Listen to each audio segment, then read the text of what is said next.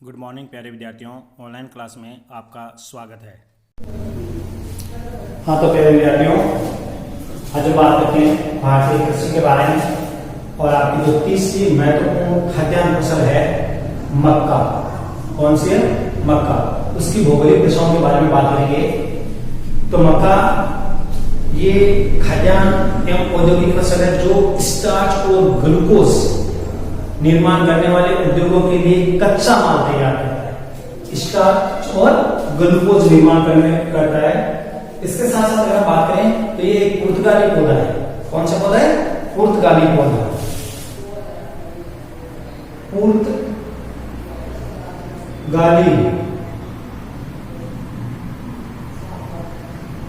पुर्तगाली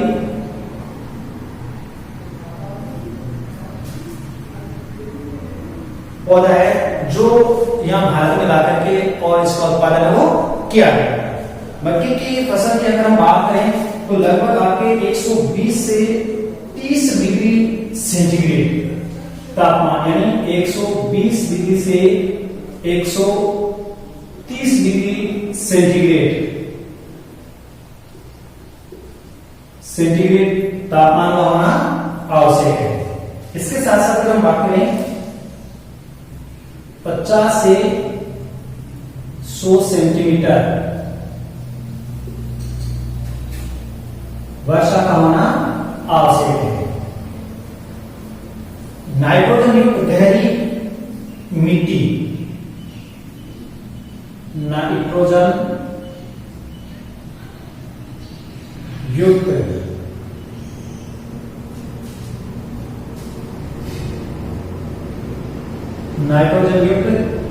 गहरी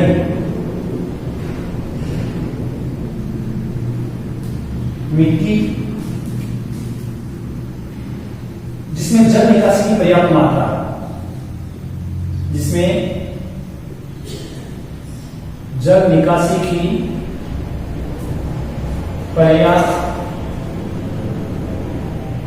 मात्रा, ऐसे नाइट्रोजन युक्त गहरी मिट्टी की आवश्यकता है जिसमें जल निकासी की पर्याप्त मात्रा हो। इसके साथ साथ अगर बात करें देश के कुल उत्पादन में देखें तो लगभग 60% खाद्यान्न फसलों में मक्के का योगदान। इसके साथ अगर हम बात करें तो आंध्र प्रदेश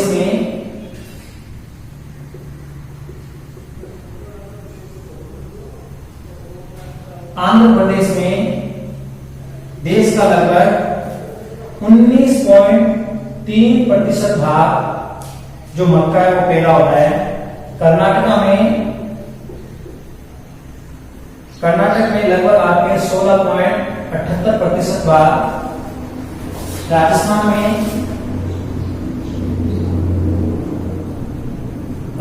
अगर बात करें तो 10.34% जो भाग है वो उत्तर प्रदेश में,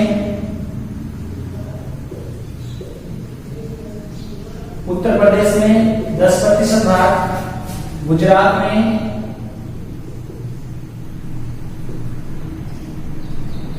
60%, मध्य प्रदेश, पंजाब आदि क्षेत्रों में भी गन्ने का उत्पादन किया जाता है।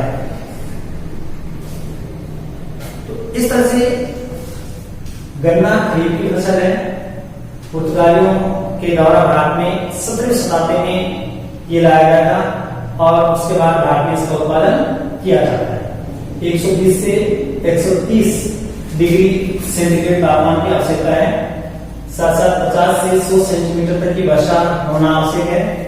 नाइट्रोजन युक्त गहरी मिट्टी जिसमें जल निकासी की मात्रा पर्याप्त मात्रा में हो, ऐसी मिट्टी अगर हो तो मक्के के लिए सबसे ज्यादा उपयुक्त रहती है।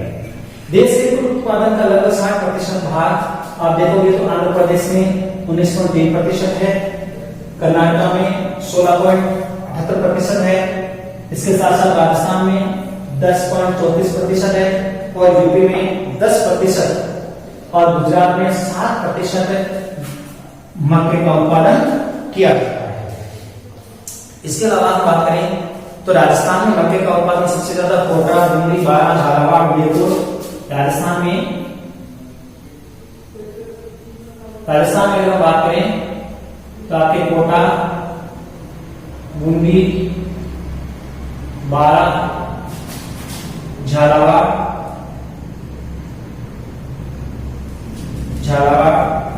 इसके अलावा उदयपुर,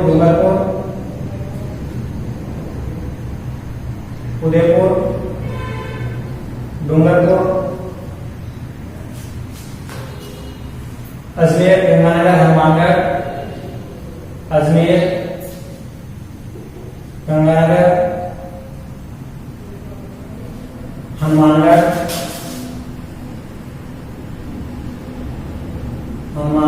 आदि जिलों में मक्के का उत्पादन किया जाता है।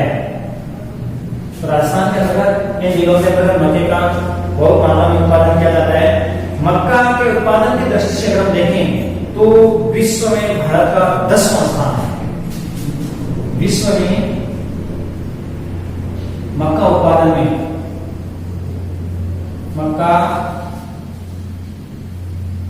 में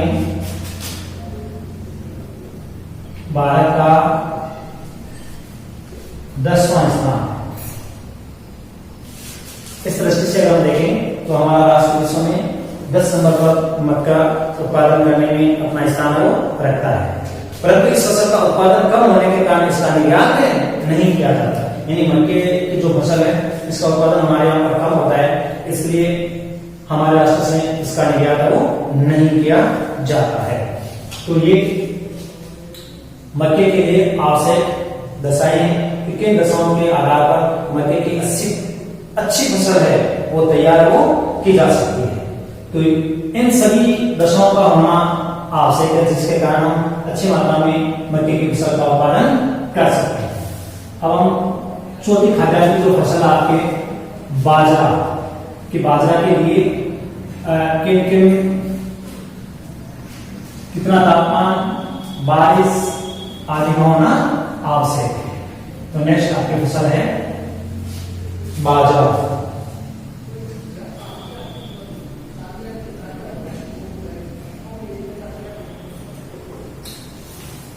तो बाजरे की फसल के लिए देखिए, ये चारा और खाद्यान्न दोनों के लिए उत्पादित की जाती है। यानी बाजरे की फसल से पशुओं के लिए चारा भी उत्पादित हो जाता है और मानव को खाद्यान्न के लिए भी काम में ले सकते हैं। बाजरा की खेती गर्म और शुष्क जलवायु में की जाती है। गर्म व शुष्क जलवायु,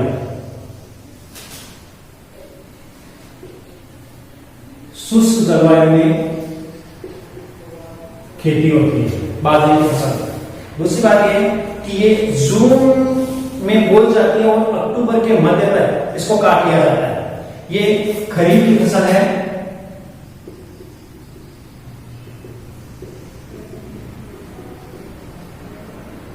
ये खरीफ की फसल है।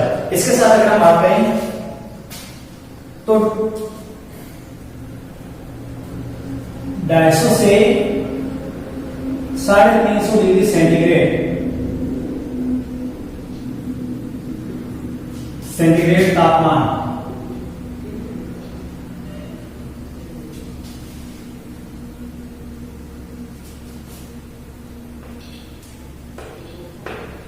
पच्चीस से 35 डिग्री सेंटीग्रेड तक का तापमान और 40 से 60 सेंटीमीटर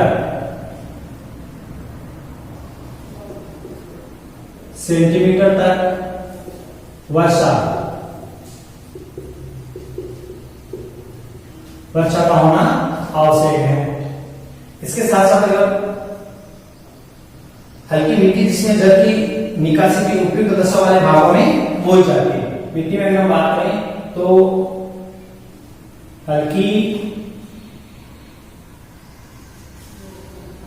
मिट्टी जिसमें जल निकासी हो,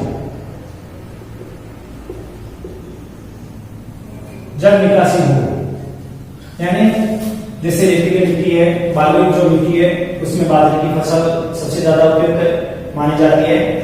और देश में कुल बाजरा जो उत्पादन है उसमें राजस्थान का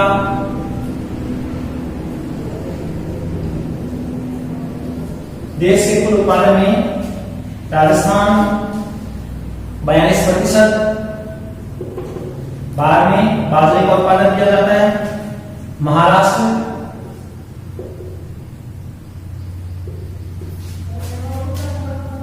20% भाग, गुजरात 12.5%, उत्तर प्रदेश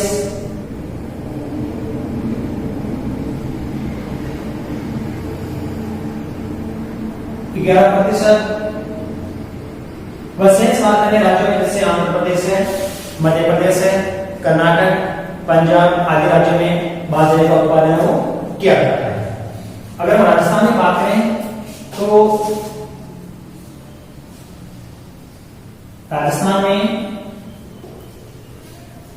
बाजरे का उत्पादन जैसे जोधपुर,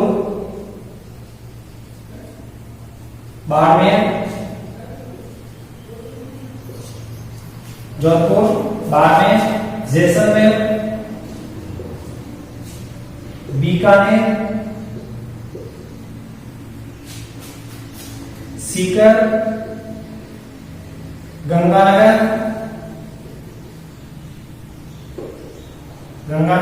सीकर, झुंझुनू,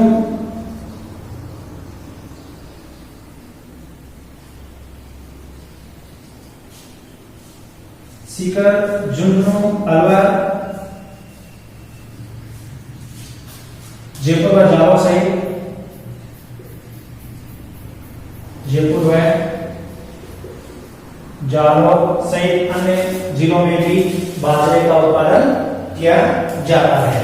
और भारत में अगर हम उत्पादन की दृष्टि से देखें विश्व में, तो भारत का प्रथम स्थान वो बाजरे के उत्पादन में माना जाता है। यानी विश्व में बाजरे उत्पादन में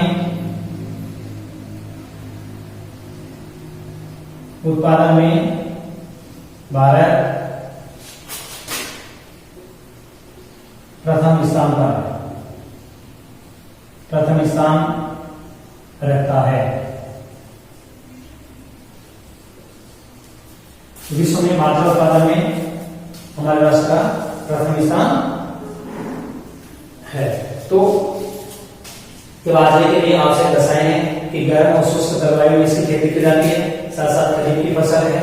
तापमान में 25 से 35 डिग्री सेंटीग्रेड तक का तापमान आवश्यक है। 40 से 60 सेंटीमीटर तक की वर्षा का होना आवश्यक है।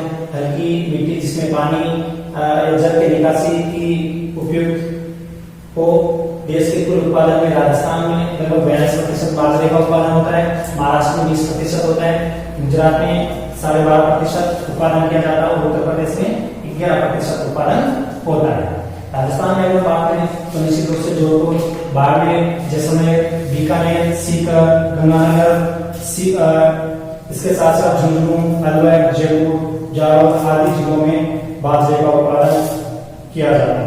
और विश्व में अगर देखें तो बाजरे उत्पादन में देश का प्रथम स्थान माना जाता है। तो ये हमारे प्रमुख खाद्यान्न फसलें थी, जिसमें आपके गेहूं, चावल, मक्का और बाजरा, ये 4 प्रमुख खाद्यान्न फसलें थी।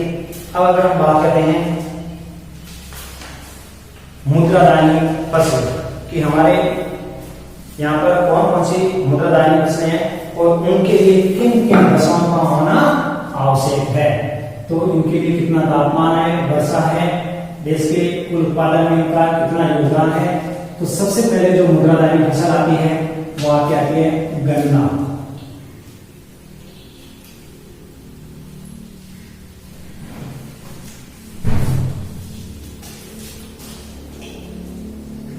अब बात करते हैं मुद्रादायनी फसल।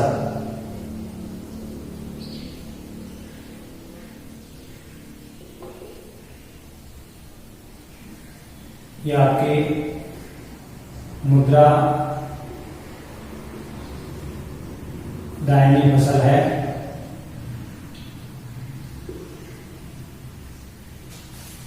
मुद्रा दायनी फसल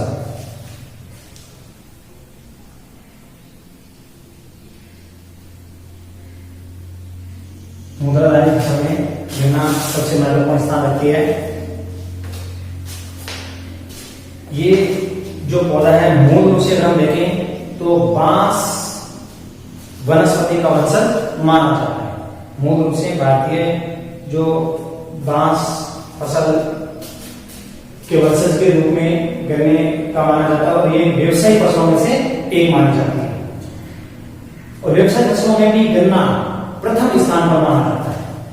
इसके साथ उत्पादन की दृष्टि से देखें तो भारत विश्व में प्रथम स्थान रखता है, यानी उत्पादन की दृष्टि में गन्ने का उत्पादन विश्व में सबसे ज्यादा हमारे यहाँ पर होता है और भारत विश्व के 50% गन्ने का उत्पादन करता है। पूरे विश्व में 50% जो गन्ना है वो हमारे देश में उत्पादन होता है। इसके लिए अगर हम बात करें तो 15 से 40 सेंटीग्रेड का तापमान चाहिए। 15 डिग्री सेंटीग्रेड से 40 डिग्री सेंटीग्रेड तापमान का होना आवश्यक है। इसके साथ साथ गन्ने के लिए 10 से 20 सेंटीमीटर तक की वर्षा होना आवश्यक है। नमी युक्त चिकनी मिट्टी, नमी युक्त चिकनी मिट्टी, दोमट तथा कछारी मिट्टी, दोमट तथा कछारी मिट्टी गन्ने के लिए सबसे ज्यादा उपयुक्त मानी जाती है। यह सर्वाधिक उत्तरी भारत में, जबकि उत्पादन और पैदावार की दृष्टि से देखें तो दक्षिण भारत में सबसे ज्यादा इसका उत्पादन होता है। यानी कि उत्पादन क्षेत्र में अगर हम देखें, उत्पादन क्षेत्र सबसे ज्यादा उत्तरी भारत,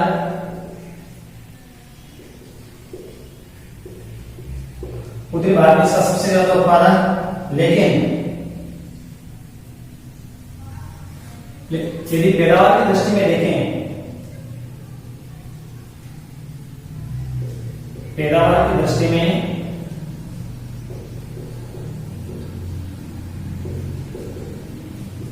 दक्षिण भारत में सबसे ज्यादा गन्ने की फसल का पैदा की जाती है। इसके साथ साथ उनकी दक्षिण भारत की जो जलवायु आर्द्र जलवायु है, आर्द्र जलवायु होने के कारण गन्ने में रस की मात्रा भी अधिक होती है, इसीलिए वहां पर सबसे ज्यादा पैदावार आपको दक्षिण भारत में देखने को मिलती है। आर्द्र जलवायु होने के कारण गन्ने में रस की बढ़ोतरी सबसे ज्यादा देखने को मिलती है। इसके साथ साथ भारत में के प्रमुख जो उत्पादक राज्य हैं उनमें उत्तर प्रदेश, इसके साथ महाराष्ट्र, कर्नाटक, राजस्थान,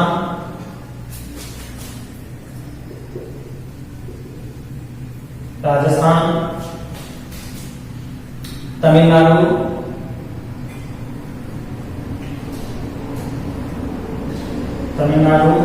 आंध्र प्रदेश,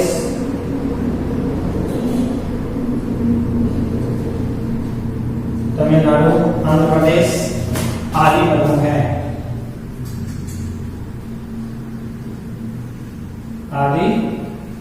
प्रमुख हैं। राजस्थान में अगर बात करें गन्ने के लिए, राजस्थान में उदयपुर, गंगानगर, भीलवाड़ा, उदयपुर, गंगानगर, भीलवाड़ा,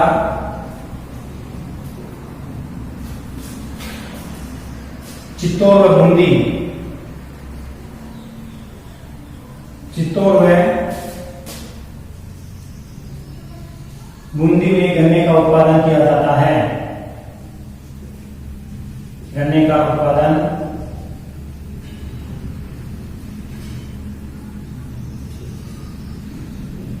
किया जाता है। तो गन्ना एक उत्पादन फसल है और उत्पादनी फसल जो सबसे प्रमुख मानी जाती है उत्पादन की दृष्टि में, गन्ने का विश्व में 50% जो गन्ना हमारे देश में उत्पादित किया जाता है, इसके लिए 15 डिग्री से 40 डिग्री सेंटीग्रेड तापमान का होना आवश्यक है। साथ साथ 10 से 20 सेंटीमीटर वर्षा का नमी चिकनी मिट्टी, इसके साथ साथ दोमट तथा खिंचाई मिट्टी का भी होना आवश्यक है। उत्पादन के क्षेत्र में बात करें तो उत्तरी भारत में सबसे ज्यादा इसका उत्पादन होता है, लेकिन पैदावार की दृष्टि में दक्षिण भारत में, क्योंकि वहां पर नम जलवायु होने के कारण गन्ने के रस में सबसे ज्यादा बढ़ोतरी होती है, इसीलिए वहां पैदावार भी सबसे अधिक देखने को मिलती है। दूसरी आपके मुद्रादानी फसल में कपास। कपास के लिए मुद्रादानी फसल है। इसके साथ साथ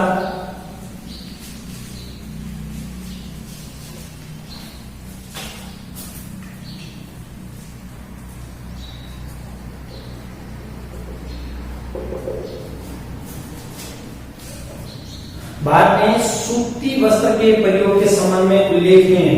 अगर हम बात करें तो प्राचीन में मनुस्मृति और ऋग्वेद में भी इसका उल्लेख देखने को मिलता है। कपास से सूती वस्त्र बनाने का ज्ञान कहते हैं प्राचीन समय से भी भारत में हो रहा है, और लगभग कृषि योग्य भूमि के 7% भाग पर कपास की फसल वो होती है। लगभग कृषि योग्य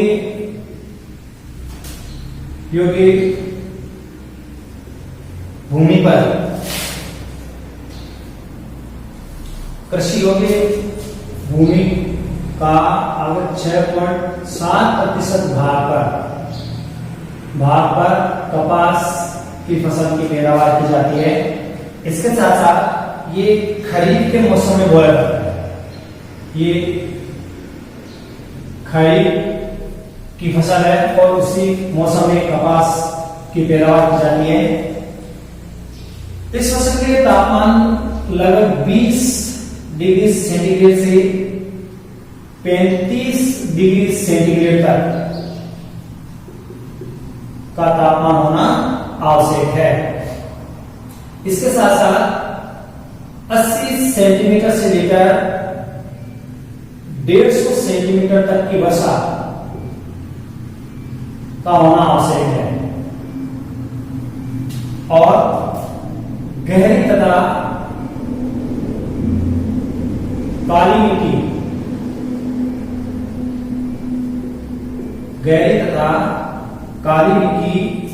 व चूने व पोटास की मात्रा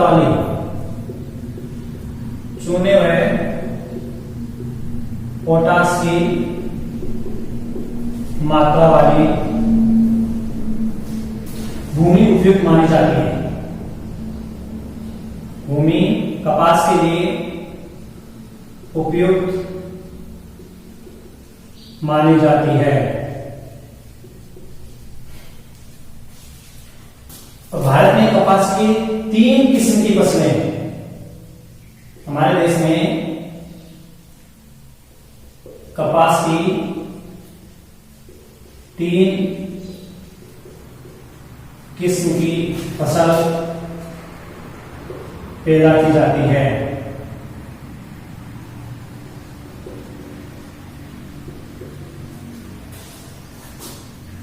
पहली जो आती है आपके अमेरिकन कपास,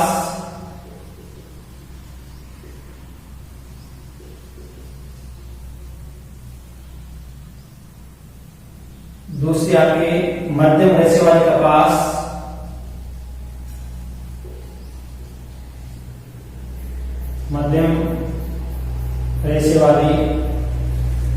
कपास, और तीसरी आपके छोटे रेशे वाली कपास।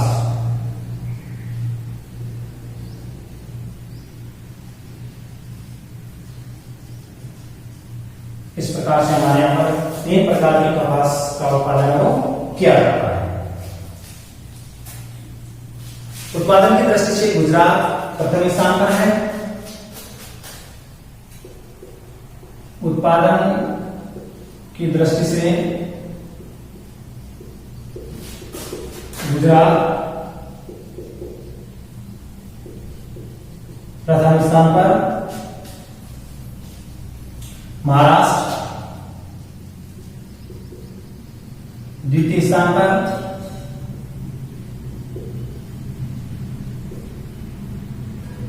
और आंध्र प्रदेश तीसरे स्थान पर। आंध्र प्रदेश तृतीय स्थान पर। उत्पादन में गुजरात पहले स्थान पर है, महाराष्ट्र दूसरे स्थान पर और आंध्र प्रदेश तीसरे स्थान पर आते हैं। तो मुद्रादायक फसल के रूप में कपास का उत्पादन लगभग कृषि योग्य भूमि का 7.7% है। खरीफ की फसल, इसके लिए निम्न भौगोलिक दशाओं का होना आवश्यक है। तापमान 20 से 35 डिग्री सेंटीग्रेड, वर्षा 80 से 150 सेंटीमीटर तक की वर्षा, गहरी तथा काली मिट्टी, चूने और पोटाश की मात्रा वाली जो भूमि है वो सबसे ज्यादा उपयुक्त वो मानी जाती है। हमारे यहाँ 3 प्रकार की किस्म कपास की किस्म की फसल पैदा होती है, जिसमें अमेरिकन कपास आती है, मध्यम रेशे वाली कपास और छोटे रेशे वाली कपास देखने को मिलती है। ये आपके मुद्रादानी फसलों में गन्ना व कपास। अब हम बात करते हैं तिलहन की फसलें कि हमारे यहाँ पर कौन कौन सी तिलहन की फसलें हैं जिनका उत्पादन किया जाता है। तो तिलहन की फसलों में आदित्य से मूंगफली है, सरसों है, ये प्रमुख रूप से तिलहन की फसलें हैं। तो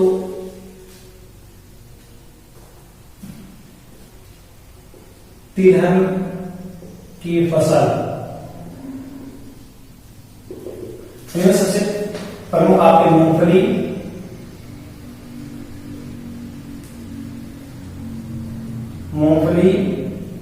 इसके बाद सरसों, अन्य कई फसलें हैं जो तिलहन के रूप में काम में ली जाती है, जैसे अरंडी है,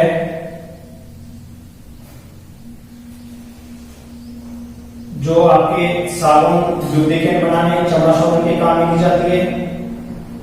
इसके साथ साथ सोयाबीन,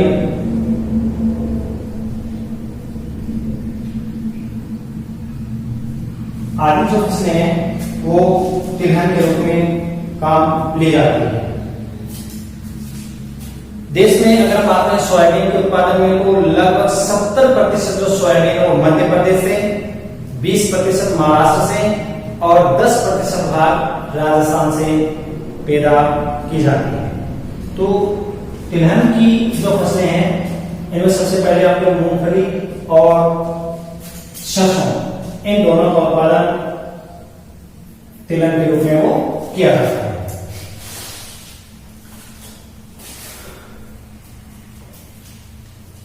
हम बात करेंगे भारतीय कृषि क्षेत्र में, भारतीय जो अर्थव्यवस्था है उस अर्थव्यवस्था में कृषि का कितना योगदान रहा है। भारतीय अर्थव्यवस्था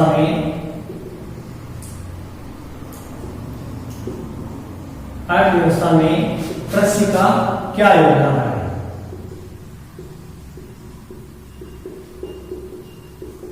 कृषि का योगदान, सबसे पहले बात करें तो रोजगार का साधन। रोजगार का साधन, तो देखो कृषि भारत में लगभग 75% जो जनसंख्या प्रत्यक्ष रूप से कृषि में संलग्न है और ये रोजगार का एक साधन उपलब्ध करवाती है। पशुपालन, मत्स्य पालन, वानिकी रोजगार, इन सभी के साथ साथ उद्योगों को कच्चा माल भी उपलब्ध वो करवाती है, जो लोगों के लिए प्रत्यक्ष एक आजीविका का स्रोत है वो माना जाता है। दूसरा आपके सकल घरेलू उत्पाद में सहायक, सकल घरेलू उत्पाद में सहायक।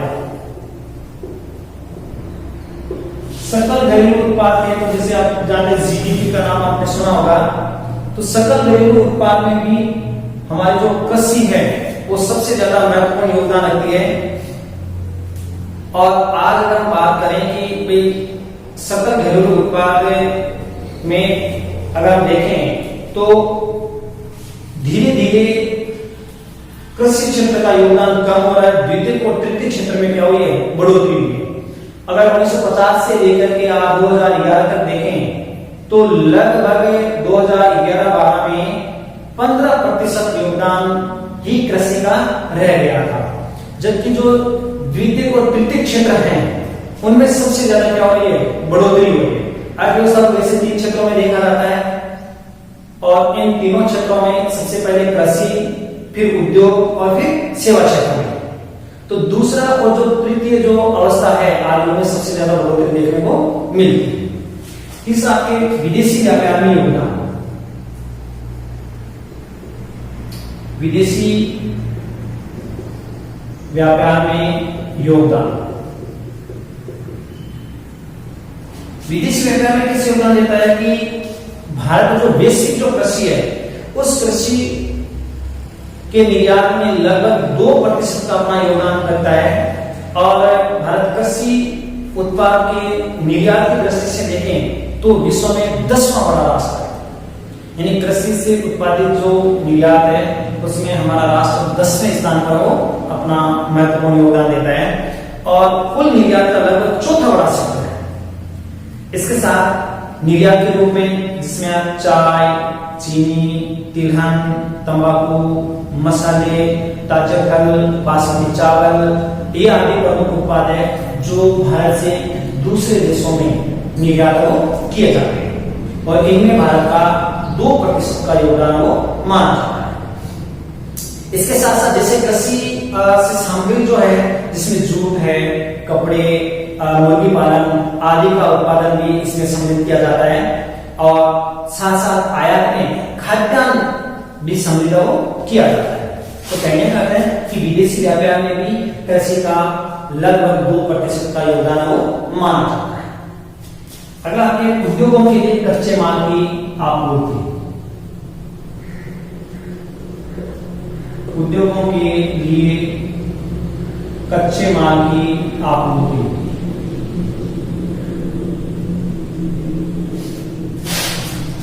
अर्थव्यवस्था में तो जो दूसरा स्थान आता है आपके उद्योगों, तो उन उद्योगों के लिए कृषि कच्चे माल की क्या करती है, आपूर्ति करती है, जिसमें जैसे कपड़ा उद्योग है, चीनी उद्योग है, वनस्पति तेल है, जूट उद्योग है, रबड़ उद्योग है, जैसे भी कृषिगत जो फसलें हैं उन्हें से उत्पादित किया जाता है। इनके बिना जो दूसरा अर्थव्यवस्था का क्षेत्र है वो नगण्य है। तो उद्योगों के लिए कच्चा जो माल है वो कृषि से ही उत्पादित किया जाता है। और नेक्स्ट आपके औद्योगिक उत्पादन के लिए बाजार उपलब्ध करवाना, औद्योगिक उत्पादन के लिए ये बाजार उपलब्ध करवाना,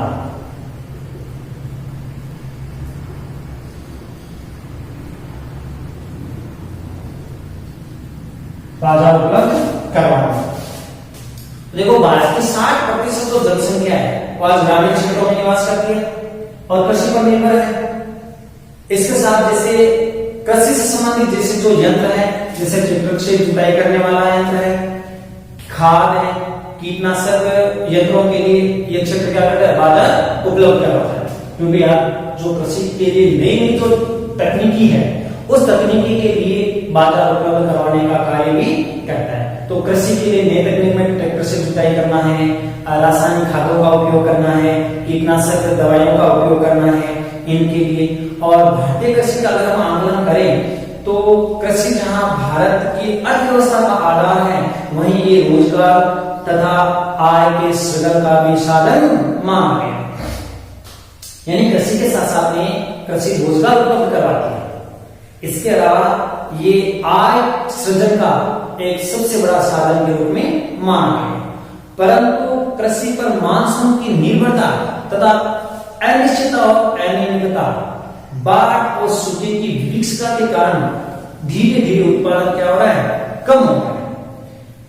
इसी कारण अगर हम देखें कि कृषि का यदि हमें विकास करना है तो निश्चित रूप से प्राचीन स्वरूप एवं उत्पादन जीवन निर्वाह परियोजनाओं में परिवर्तन करना होगा और कृषकों में अशिक्षा, जो गरीबी, ऋणग्रस्तता है, इनको दूर करना होगा। तभी हम भारतीय कृषि और कृषकों का विकास कर सकते हैं। तो आवश्यक है कि कृषि को उन्नत बनाने के लिए जरूरी है कि जो किसानों के में जो अशिक्षा है, गरीबी है, जो ऋणग्रस्तता की जो समस्याएं हैं, ऐसी समस्याओं को हमें दूर करना होगा। तभी हम कृषि के क्षेत्र में अच्छा विकास को कर सकते हैं और इसके साथ साथ कृषकों का भी विकास कर सकते हैं। तो ये हमारा अध्याय है भारतीय कृषि में आपको बताया गया कि पहले हमारे यहाँ पर कृषि विविध रूपों में की जाती है और कितनी विधियों के आधार पर कृषि की जाती है। इसके साथ साथ हमारे राष्ट्र में कौन कौन सी फसलें पैदा की जाती हैं, कितने प्रकार की फसलें हैं, उन फसलों का हमारे अर्थव्यवस्था में क्या योगदान रहा है, ये अध्याय है। और आपको जो भी फसलें हैं, प्रमुख फसलें, उनकी विभिन्न भौगोलिक दशाओं के बारे में पूरा ज्ञान करवा दिया गया है कि किस फसल के लिए किन भौगोलिक दशाओं का होना आवश्यक है। गेहूं, चावल, बाजरा, मक्का, मूत्राधारी फसलों में गन्ना, कपास, इनकी भौगोलिक दशाओं का वर्णन बिल्कुल तैयार करना है, क्योंकि एग्जाम में लगभग एक खाद्यान्न फसल और एक मूत्राधारी फसल के रूप में वो पूछा जाता है। प्रश्नों पर अगर हम बात करें तो निश्चित रूप से भारत में कृषि फसलों में दलहन का उपयोग आ सकता है। क्योंकि जैसे भारत में कृषि फसलों में दलहन का क्या उपयोग है। इसके साथ साथ जैसे भारतीय अर्थव्यवस्था में कृषि के योगदान का मूल्यांकन कीजिए, जो अभी भी मैंने आपको बताया था कि भारतीय अर्थव्यवस्था में कृषि का क्या योगदान रहा है। इसके लिए आपको ये 5 बिंदु दिए गए हैं। इन बिंदुओं के आधार पर आपको इनका वर्णन करना होगा। और भारत में कृषि के प्रयोग में लाई जाने वाली विधियों के अनुसार वर्गीकरण कीजिए। तो मैंने आपको 4 प्रकार की विधियां बताई थी कि सबसे पहले खाद्यान्न की फसलें आती है, तो खाद्यान्न की फसलों का बिल्कुल आप वर्गीकरण कर सकते हो तालिका बनाकर। इसके साथ साथ मूत्राधारी फसलें या व्यापारी फसलों का आप वर्गीकरण कर सकते हो। इसके साथ बागानी फसलें कौन कौन सी है, उनका वर्णन कर सकते हैं। और चौथा अंतिम आपके उद्यान की फसलें, तो इनका बिल्कुल पूर्ण रूप से वर्गीकरण करके और लिख सकते हैं। और नेक्स्ट जो क्वेश्चन है वो आपके भारत में खाद्यान्न फसलों पर प्रकाश डालिए। तो जो खाद्यान्न की फसलें हैं मोटे तौर पर आपको 4 बताई गई है, गेहूं, चावल, मक्का और बाजरा। अगर ऐसा पूछा जाता है तो आपको चारों का वर्णन वो करना पड़ेगा, उनकी भौगोलिक दशाओं के साथ साथ सभी का वर्णन आपको करना पड़ेगा। या फिर आपको मान लो एक ही पूछ ले कि भाई गेहूं की भौगोलिक दशाओं का वर्णन कीजिए, या चावल की भौगोलिक दशाओं का वर्णन कीजिए, या मक्का या बाजरे की भौगोलिक दशाओं का वर्णन कीजिए। तो इन 4 में से किसी आपको एक पर भी पूछा जा सकता है, या फिर इन चारों का एक साथ भी पूछा जा सकता है। इस तरह से आप इन प्रश्नों के उत्तर है वो तैयार करें।